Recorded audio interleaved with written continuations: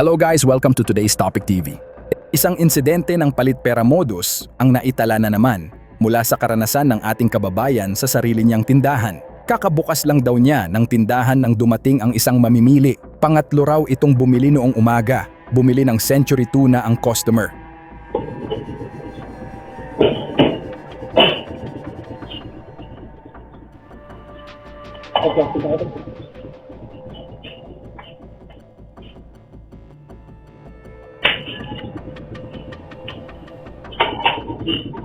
Pero ilang sandali, sinabi ng lalaki na yung malaki daw ang hinahanap niya.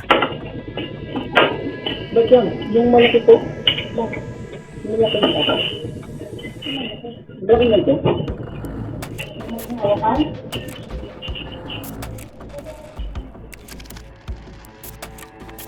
Hindi po, yung malaki yung ganito sa ito. Ay, wala. Hindi pala ako yung tigan. Ito yung malaki sa video.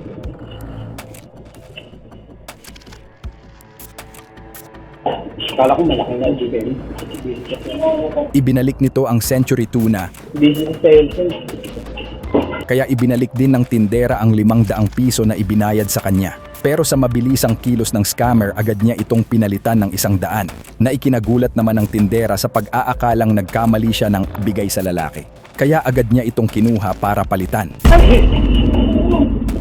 Ay, sige na lang tayo, hindi nakakaya. Tayo na lang po, okay na po. Barya ko na lang.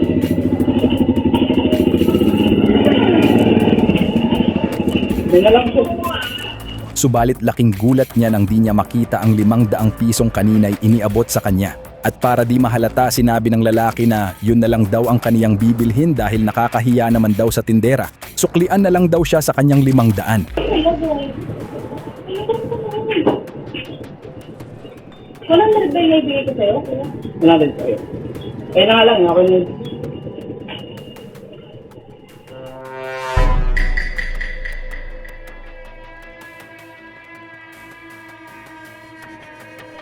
Kano benta?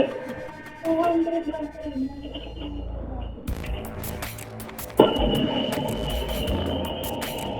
Kinalaunay binigyan niya ulit ng sukli ang lalaki. Nagtanong pa umano ang suspek kung may tindahan pa sa itaas. Tila naghahanap pa ng ibang mabibiktima. At dahil bagong gising at wala pa sa kondisyon ang tindera, hindi agad na-check ng tindera ang CCTV. Naalala niya lamang nang nakaalis na ang customer. Sa replay ng pangyayari, malinaw.